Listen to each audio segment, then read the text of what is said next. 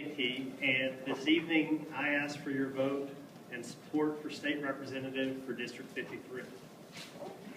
There's a couple things I'd like for you to know about me real quick, and I want to respect Ms.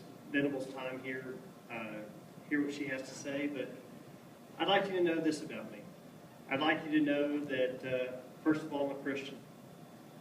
Second, I'd like for you to know that I'm a husband to my wife, Leslie. We've been married for 8 years, and father to 2 boys. Michael will be 4 next year, and Jonathan will be 2 this year.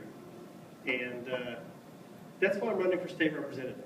I'm running for state representative because I want my boys to be able to grow up in the same liberties and values and opportunities growing up in rural Texas as I did. I'm 4th generation in my family to live and work in this district. I grew up in Kerrville in Kerr County, as did my mom and grandparents. And I currently serve as the elected county attorney for Kerr County. That's what I do right now.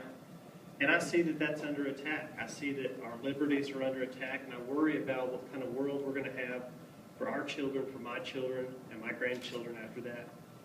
I'd like to tell you what my priorities are. But first, just a little bit about my background. I did grow up in Kerrville.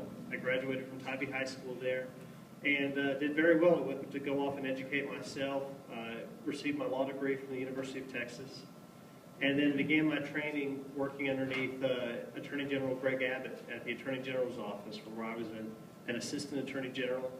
And that's where I got to know Senator Cruz while he was Solicitor General, and we had the opportunity to work together on a few cases.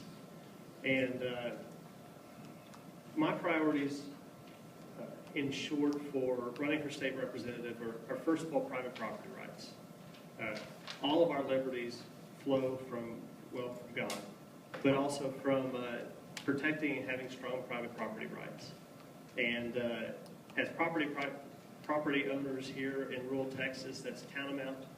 And we have to make sure that we are protecting those and making sure that our private property owners have the full use and enjoyment of their land and their natural resources. And you're entitled to that, and I'm going to be a fighter for that.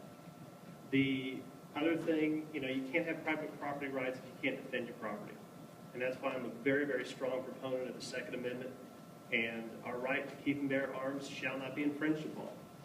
And, along with that, I believe that responsible gun ownership is not something that government should be afraid of, and not something that government should attack. And when we're talking about private property rights, we're talking about the Second Amendment. I'm very passionate about border security. It's not just an issue affecting the counties along the border. And as a private property owner here in Texas, I am offended that you have fellow Texans that have to arm themselves like commandos to go and check the mail in the morning. That is offensive to me as a private property owner. That's offensive to me that our neighbors and fellow Texans have to live in fear of being murdered in their beds and having their doors kicked in by drug cartels and criminals coming over from Mexico.